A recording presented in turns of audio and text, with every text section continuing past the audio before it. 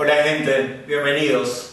Soy Alejandro Pérez Bolívar, licenciado en Psicología de Colombia y alumno avanzado de la Escuela de Psicogenealogía de Buenos Aires. Hoy estamos con el licenciado Tobías Hall, quien es director de la Escuela de Psicogenealogía, de la formación en terapia de duelos difíciles y presidente de Fundapsi. Bueno, Tobías, has escrito 2 libros recientemente: El aborto, un trauma, y El aborto, un duelo no reconocido. Felicitaciones, Tobías. Cuéntanos, ¿qué te motivó a escribirlos? Gracias, Alejandro.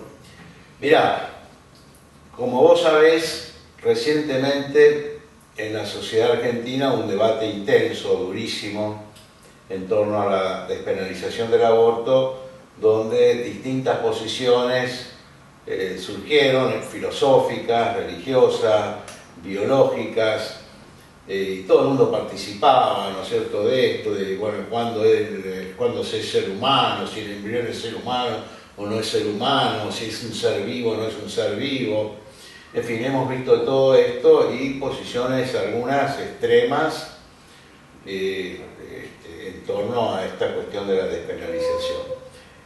Pero si uno mira en profundidad y mira tanto a las verdes o a los verdes y a las celestes o los celestes, se da cuenta que en ambos colectivos aparece la idea, el sentimiento y una visión de que el aborto es un trauma, de que es doloroso, de que trae dolores psíquicos, y que no es un evento inocuo.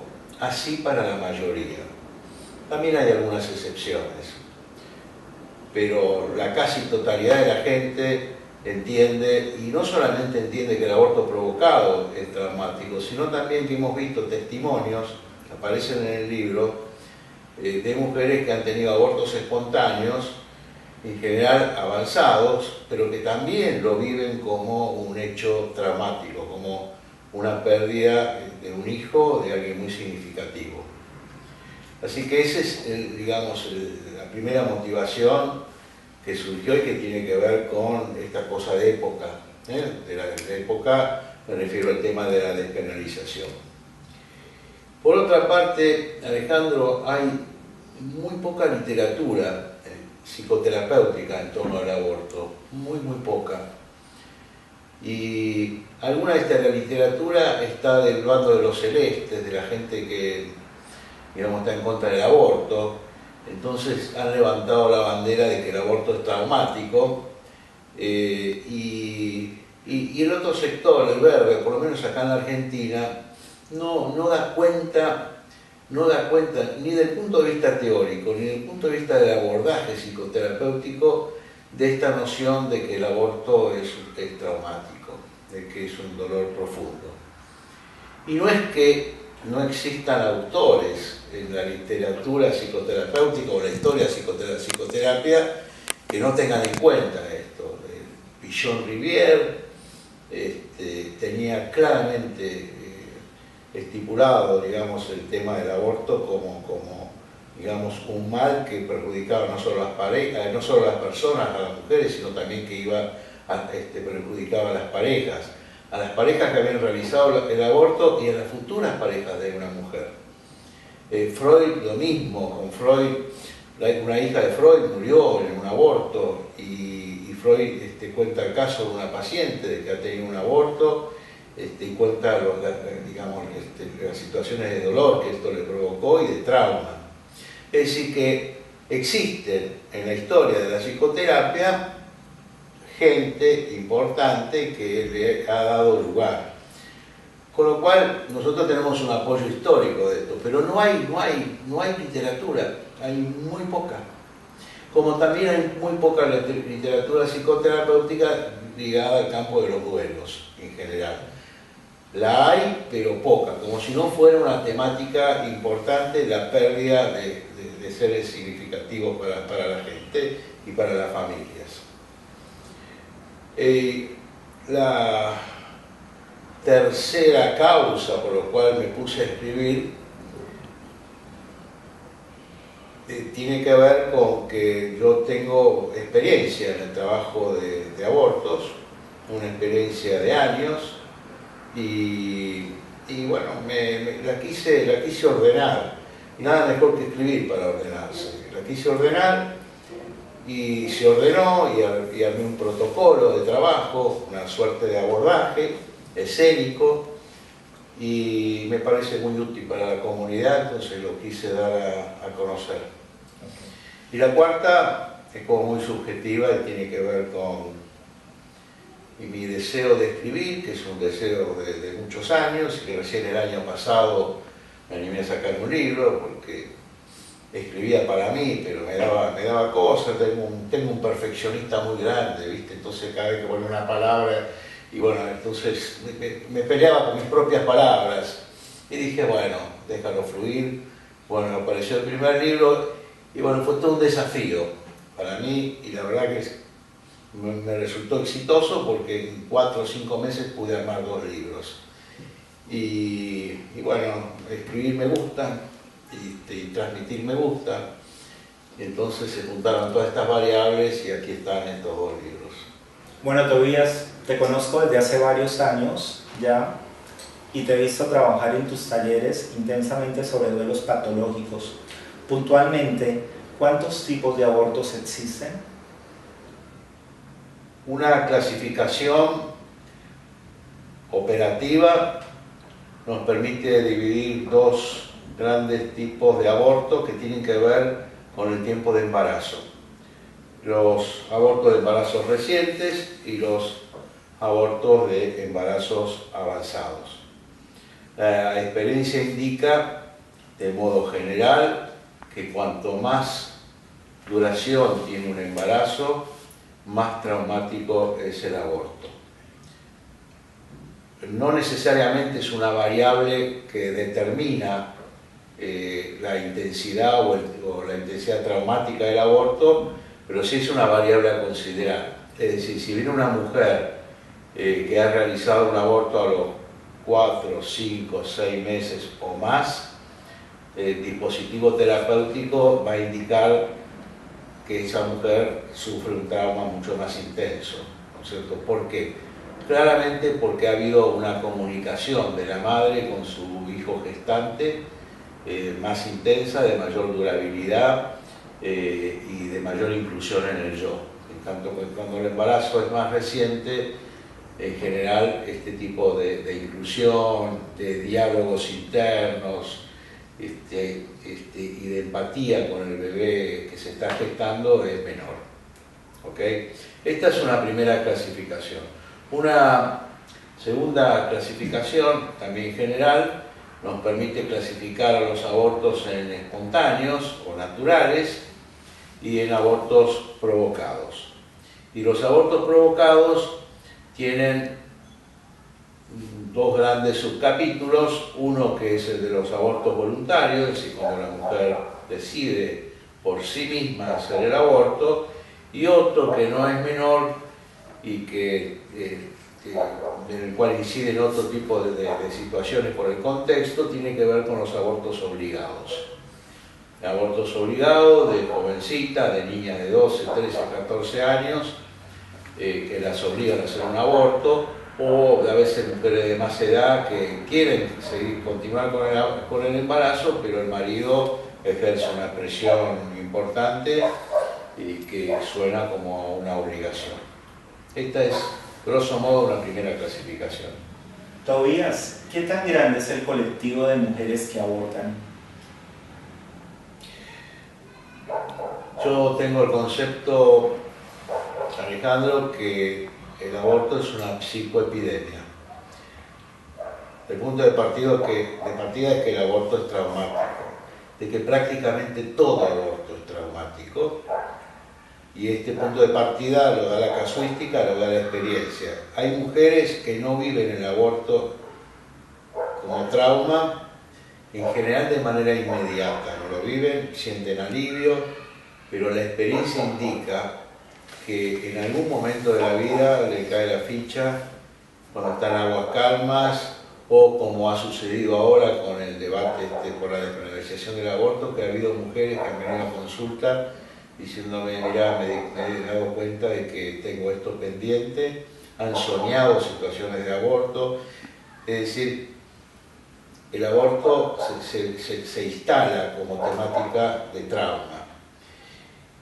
¿Cuán grande es el colectivo? Y es numerosísimo. ¿Por qué es numerosísimo o es vasto? ¿O porque es una epidemia? Porque aborto hubo siempre.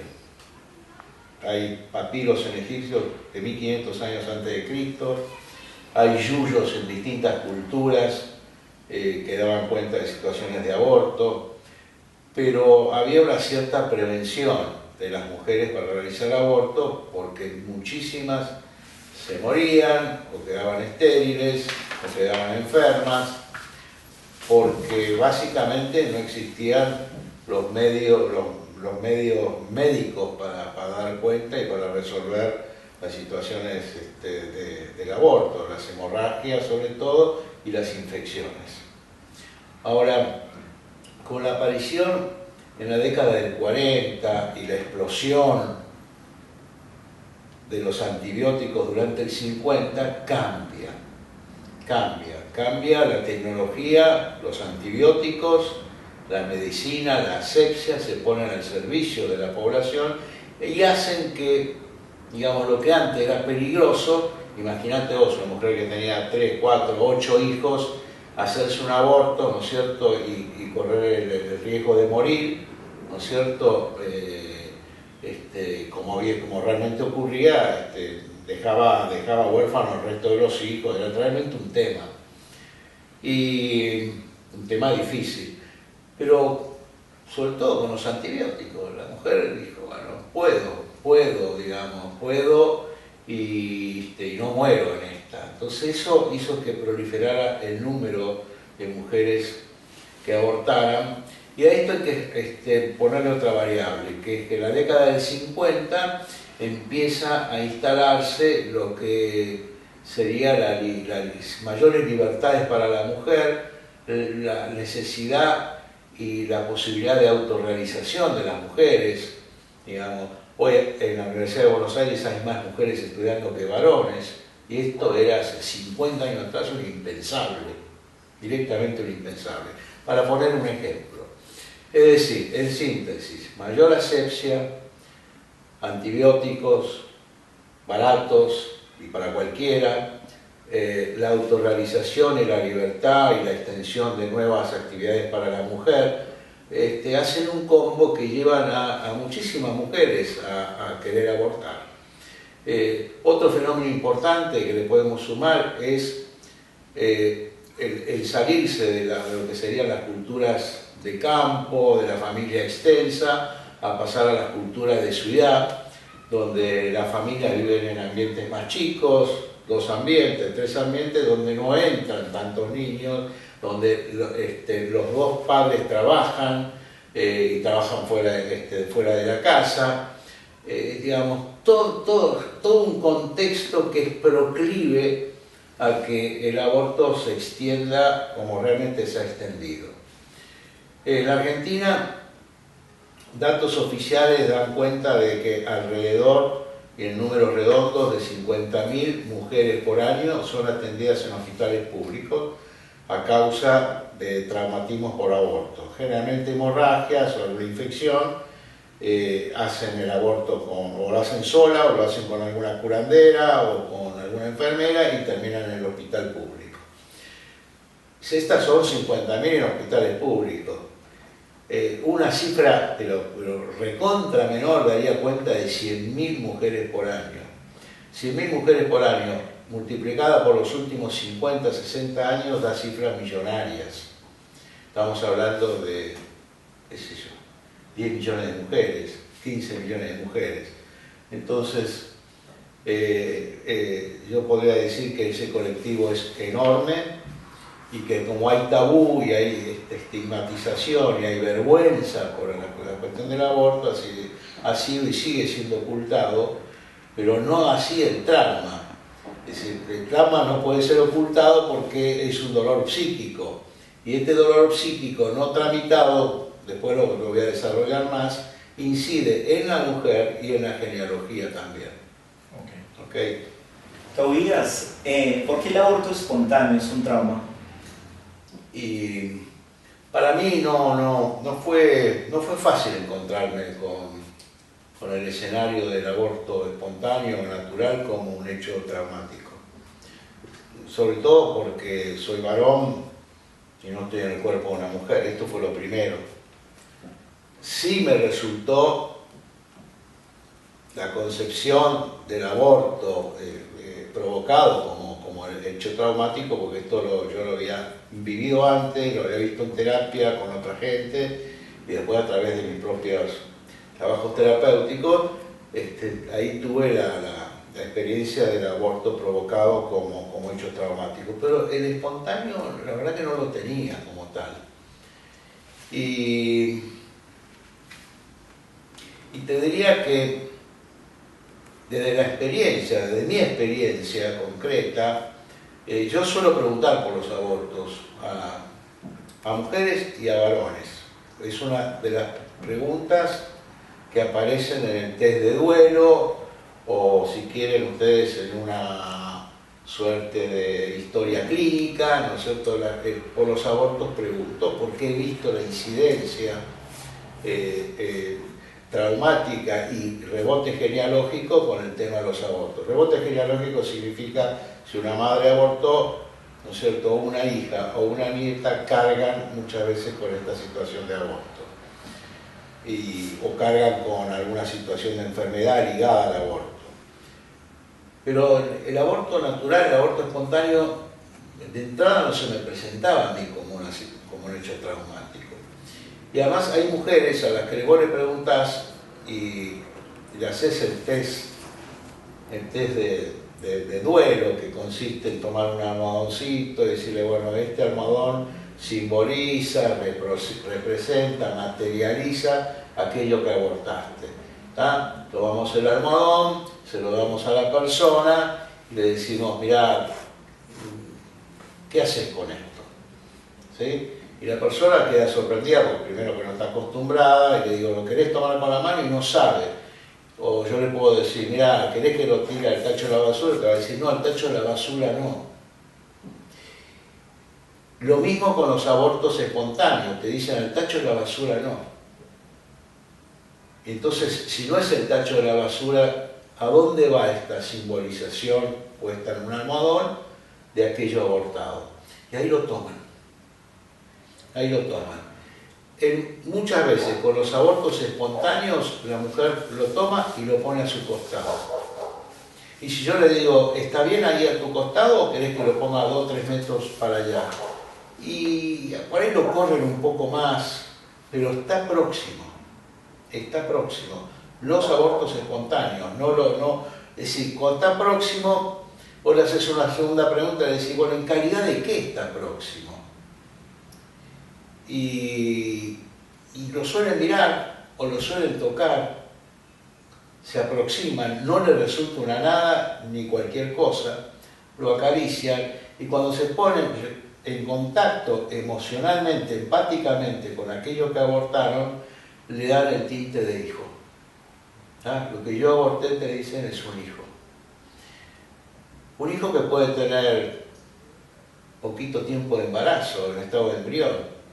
Y aquí no caben las preguntas, si es persona, si no es persona, si tiene cerebro o no lo tiene, si el ADN tiene la cualidad o la impronta de la genealogía humana. No es lo que la mujer se pregunta, ni lo que la mujer vivencia en ese momento. Esas son preguntas teóricas que vienen a posteriori, pueden venir o no pueden no venir. Para la mujer la experiencia directa es de que se trata de un hijo. La experiencia existencial, vivencial. ¿De qué otra cosa puede estar hablando si hay un embarazo? De ahí un embarazo se está embarazada de un hijo.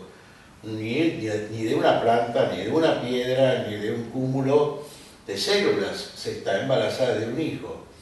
Y este embarazo tiene una representación psíquica de la mujer. Con ese embarazo la mujer ha tenido una conexión biológica, de intercambio de gases, de alimentos y demás, y una conexión psíquica. Se trata de un hijo, la mujer sabe que poquitos meses después ya es un embrión más grande, un feto, y finalmente un hijo nacido, alguien más grande, ¿sí? Se es hijo en todas estas instancias. Esto se sabe, no sé, toda la mujer lo sabe, de que está embarazada de un hijo en estado de gestación, embrión, feto o más avanzado. Entonces, esta cualidad, este test respecto de los embarazos y los abortos espontáneos, a nosotros nos dan un indicador importantísimo de que tienen que ser tramitados.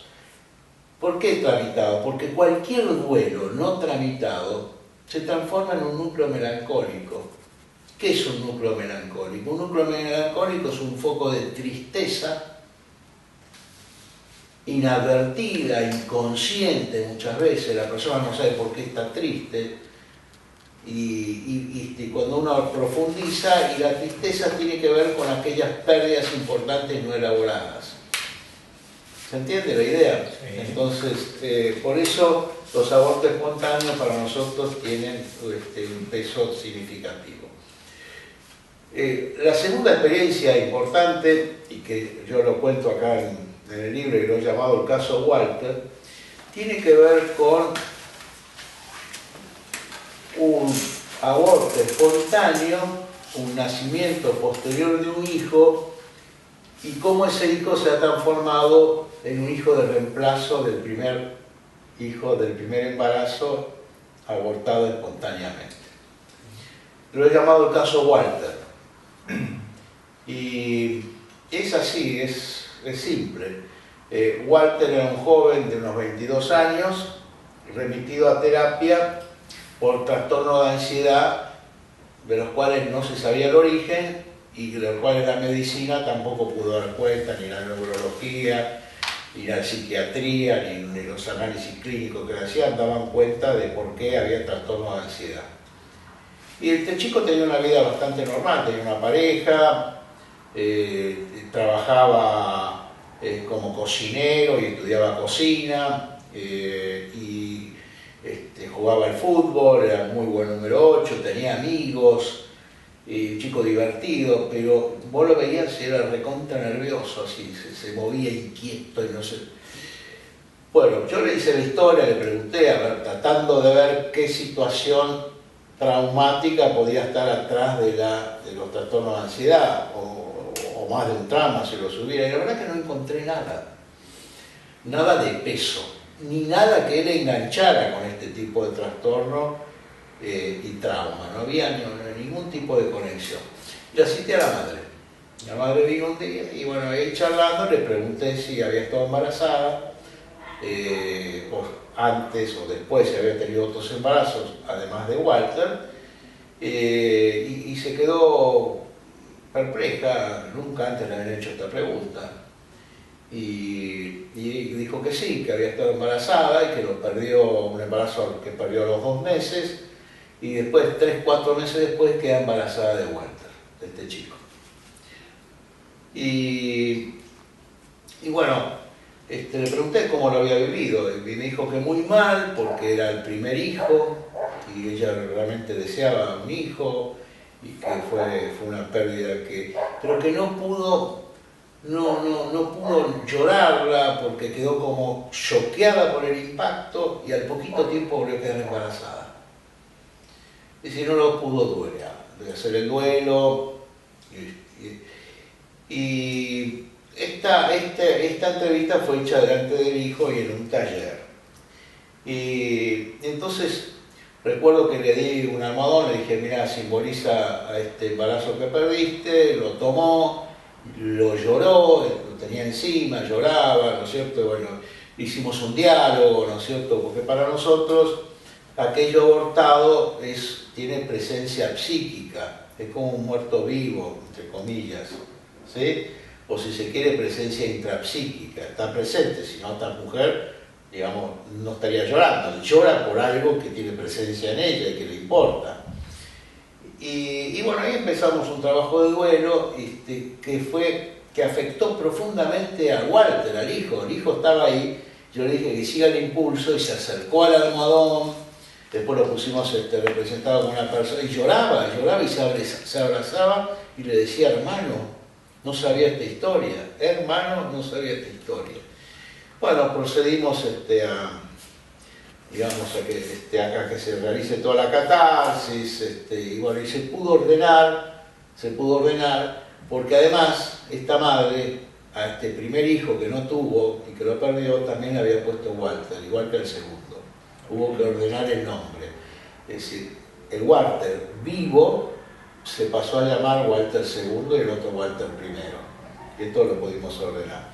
Es decir, hasta dónde la intensidad de un embarazo con pérdida espontánea luego se traslada, cuando no se hace el duelo, a un hijo que viene a posteriori, para nosotros fue una evidencia absoluta. Y bueno, casuística, lo pusimos del lado de los ejemplos y dijimos, bueno, no para toda mujer esto es así, pero sí para muchas. Y a partir de esto hacemos preguntas por los abortos naturales o espontáneos y le damos lugar en la terapia. Está muy bueno el caso de Walter que nos contaste, Tobías. Veo que acá en tu libro en particular hay un caso que me llama la atención, que es de la expresidenta Cristina Fernández de Kirchner. Me voy a permitir leerlo y posteriormente nos cuentas un poco acerca de este relato. Cristina Kirchner. Me llamo Cristina Fernández de Kirchner. Fui presidenta de la Nación durante 2 periodos consecutivos. Entre Máximo y Florencia tuve otro embarazo. Estaba de 5 a 6 meses, muy avanzado y lo perdí. Fue algo muy trágico, muy brutal para mí. Me dijeron que fue un varón, quedé muy traumatizada. Tardé 5 años en quedar embarazada de nuevo. Aunque no encontraron ninguna razón médica que impidiera una nueva gestación, era de la cabeza, definitivamente, producto de este trauma brutal que sufrí. Bueno, gracias Alejandro. Y lo primero que quiero decirte a vos y decirte a la gente que va a ver estos videos es que los ejemplos de personas famosas que están en el libro son testimonios públicos, es decir, que los hemos tomado de los medios. Entonces no hay nada oculto, esto está expresado y no estamos violando ninguna intimidad, cosa que particularmente a mí me importa no hacerlo, ¿sí? Pero ¿por qué los testimonios de personas más afamadas, personas públicas? Y porque tienen más llegada, digamos, es la realidad. Una persona, digamos, o actriz o político, la gente los conoce, hay más identificación, y más o menos son más escuchados y bueno, los vamos a tomar como ejemplo testimonial, ¿sí? Eso es nada más allá, y acá no tiene nada que ver con las luchas políticas ni nada por el estilo, ¿ok? Bueno, puntualmente, Alejandro, el caso de Cristina que vos acabás de leer da cuenta de un embarazo de 5 o 6 meses, de la pérdida de un varón y de lo que Cristina claramente percibe como un elemento traumático, que ella dice que era de su cabeza no quedar embarazada después de haber perdido a este niño. Y para nosotros se trata de una pérdida de un hijo en estado avanzado de embarazo, una pérdida espontánea, que ha dejado la secuela de lo que podríamos llamar, según Nora Lines, útero ocupado. Un concepto importante porque se trata nada más ni nada menos que de una vivencia que tiene la mujer de todavía tener al hijo en su cuerpo, en su útero. No es que hay una negación de la muerte, no hay una realización ni un trámite del duelo, y sus consecuencias en muchísimas mujeres consisten en la dificultad, en la esterilidad del embarazo, no quedan embarazadas. Para mí, que soy varón, no deja de ser un asombro. No deja de ser un asombro después de que uno ha hecho muchísimos trabajos de mujeres que cuando vos le das el almohadón que representa, materializa al hijo abortado, lo ponen en su vientre, ¿no es cierto? Y lo dejan ahí. Y solamente cuando lo pueden duelar, cuando hacen la catarsis, lo lloran, le hablan y hacen un trabajo de localización y lo sacan de ese lugar y lo colocan generalmente en un lugar próximo, donde mantienen un vínculo con el hijo abortado, pero que ese hijo ya no está en el vientre. Entonces, cuando ese hijo es sacado por la madre del vientre, esa mujer vuelve a quedar embarazada. La casuística en esto es bastante grande. Y no es una casuística personal de Tobias Hall respecto a esta situación de embarazo, sino que en charlas con otros colegas y otros colegas que yo he visto trabajar, ¿no es cierto?, en situaciones de embarazo y de pérdidas similares, han pasado por el mismo fenómeno, es decir, que pueden dar cuenta de esto. No hay una explicación. No hay una explicación de por qué la mujer, digamos, queda embarazada cuando quiere, entre comillas, quedar embarazada, o cuando hace el duelo y saca de ese útero ocupado a su hijo muerto, y entonces da lugar a que venga otro hijo. La verdad que no tengo ninguna explicación, pero tampoco tengo explicación para lo que se llama el pseudoembarazo, es decir, mujeres que sin estar embarazadas se les hincha el vientre como si estuvieran embarazadas, se les hace análisis clínico y dan pautas de embarazo. Los análisis, es decir, la biología da pauta. Sí, la verdad que tampoco tengo explicación para esto. Pero bueno, más allá de las explicaciones, el hecho existe. Entonces, Cristina tuvo esta pérdida y tardó 5 años en volver a quedar embarazada. Y ella reconoce, por eso es importante el testimonio que era de la cabeza. Claramente dice, era de la cabeza, claramente dice, era un trauma. Entonces, si es un trauma de un hijo de 5 o 6 meses, ¿por qué no lo va a hacer de 3 o de 2? Si las vivencias de hijos son semejantes. ¿Ok? Con lo cual volvemos a lo que era la idea del trauma por un embarazo y un aborto espontáneo del embarazo. Es decir, hay que preguntar por tal, hay que tener los recursos y hay que tener algo que en algún momento voy a volver a explicar, que es un protocolo de abordaje de trabajo. Un protocolo que puede ser enseñado, que no es muy difícil de aprender, que se hace técnica, además del fenómeno de la empatía que tenemos que tener los profesionales, pero hay una técnica de trabajo y esa técnica puede ser asimilada por muchísima gente dedicada a este fenómeno de, digamos, de los duelos por aborto. ¿Ok? Ok. Bueno, licenciado Tobías, mil gracias por tus aportes sobre este tema tan controversial y polémico que tenemos hoy por hoy en Argentina. Y a todos ustedes, si les gustó o quieren ampliar la información sobre estos temas, los invito a que se suscriban para así poderles hacer llegar información sobre nuevos contenidos. Y seguirnos en redes sociales a través de Facebook, Twitter o Instagram, como aparece en la parte de abajo de la pantalla. Muchas gracias.